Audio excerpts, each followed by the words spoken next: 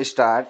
सामाजिक विभाजन अधिकांशतः जन्म पर आधारित होता है। स्टॉप। सामान्य तौर पर अपना समुदाय चुनना हमारे वश में नहीं होता। स्टॉप। हम सिर्फ इस आधार पर किसी खास समुदाय के सदस्य हो जाते हैं कि हमारा जन्म उस समुदाय के एक परिवार में हुआ होता है। स्टॉप। जन्म पर आधारित सामाजिक विभाजन का अनुभव हम अपने दैनिक जीवन में लगभग रोज करते हैं। स्टॉप। हम अपने आसपास देखते हैं कि चाहे कोई स्त्री हो या पुरुष, लंबा हो या छोटा, सबकी चमड़ी का रंग अलग अलग है, उनकी शारीरिक क्षमताएं या अक्षमताएं अलग अलग हैं। स्टॉप। बहरहाल, सभी किस्म के सामाजिक विभाजन सिर्फ जन्म पर आधारित नहीं होते। स्टॉप। कुछ चीजें हमारी पसंद या चुनाव के आधार पर भी तय होती हैं। स्टॉप।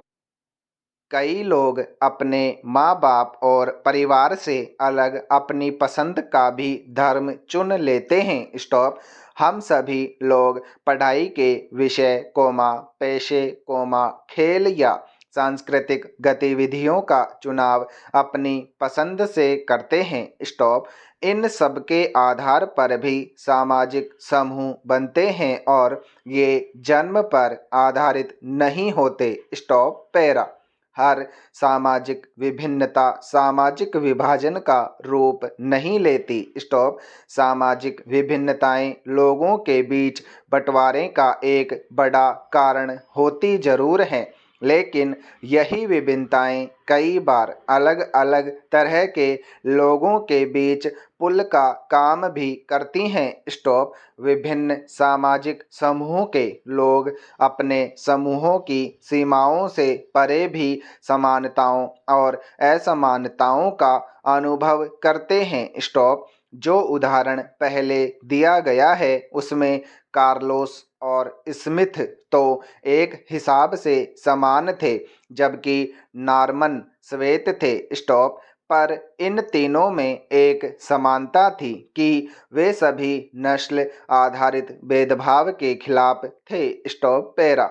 अक्सर यह देखा जाता है कि एक धर्म को मानने वाले लोग खुद को ही एक ही समुदाय का सदस्य नहीं मानते, क्योंकि उनकी जाति या उनका पंथ अलग होता है। स्टॉप।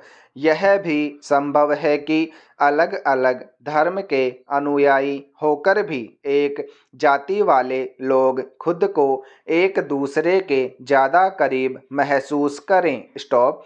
एक ही परिवार के अमीर और गरीब ज़्यादा घनिष्ठ संबंध नहीं रख पाते, क्योंकि सभी अलग अलग तरीके से सोचने लगते हैं। स्टॉप।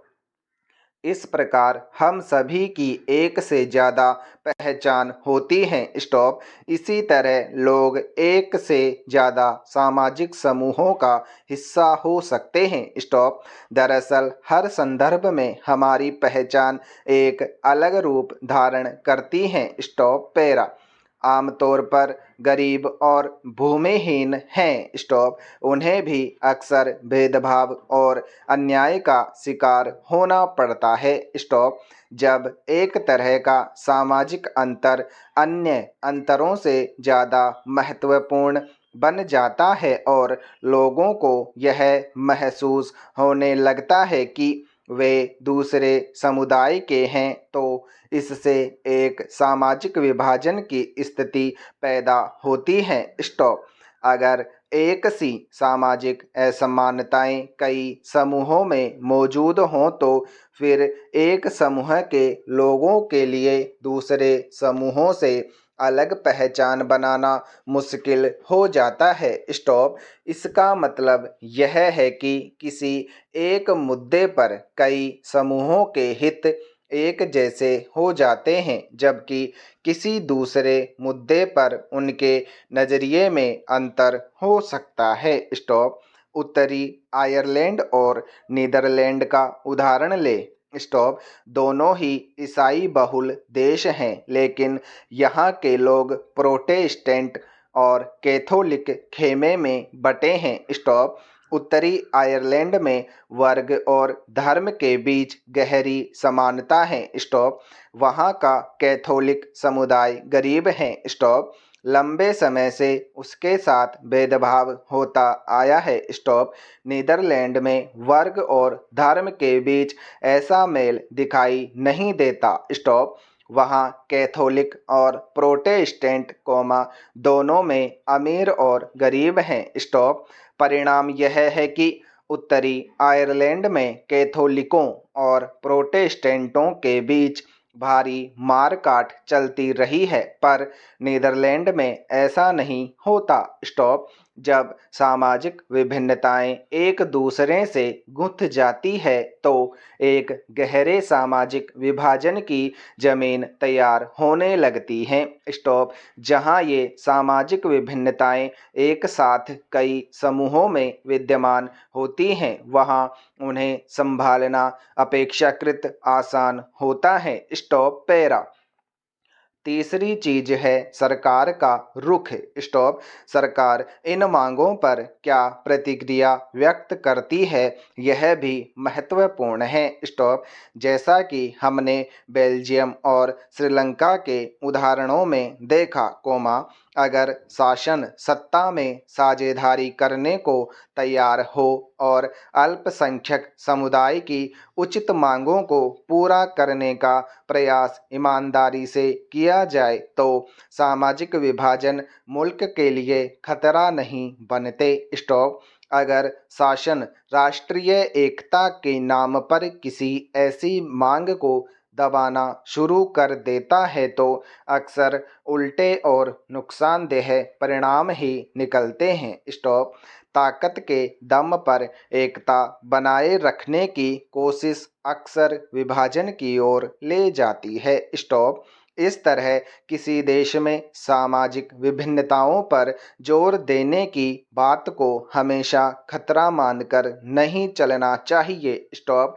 लोकतंत्र में सामाजिक विभाजन की राजनीतिक अभिव्यक्ति एक सामान्य बात है और यह एक स्वस्थ राजनीति का लक्षण भी हो सकता है। स्टॉप।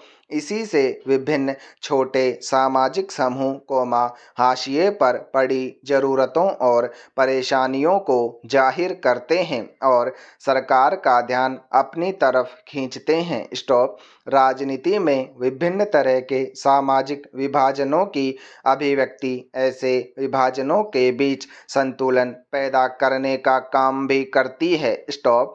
इसके चलते कोई भी सामाजिक विभाजन एक हद से ज़्यादा उग्र नहीं हो पाता। स्टॉप।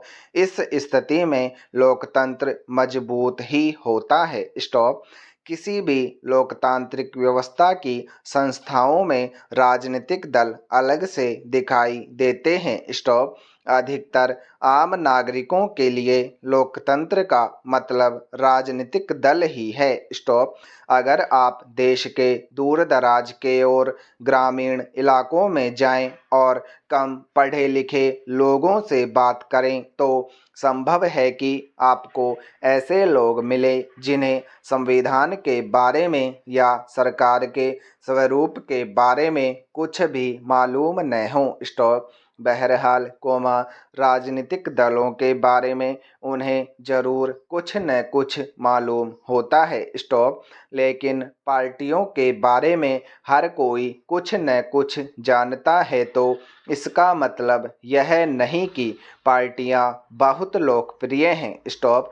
अधिकतर लोग आम तौर पर दलों के बारे में खराब राय रखते हैं। स्टॉप। अपनी लोकतांत्रिक व्यवस्था और राजनीतिक जीवन की हर बुराई के लिए वे दलों को ही जिम्मेवार मानते हैं। स्टॉप। सामाजिक और राजनीतिक विभाजनों के लिए भी दलों को ही दोषी माना जाता है। स्टॉप। ऐसे में यह सवाल स्वाभाविक रूप से उठता है, क्या हमें सचमुच राजनीतिक दलों की जरूरत है? स्टॉप। करीब 100 साल पहले दुनिया के बस कुछ ही देशों में और वह भी गिनती के राजनीतिक दल थे। स्टॉप। आज गिनती के ही देश ऐसे हैं जहां राजनीतिक दल नहीं हैं। स्टॉप।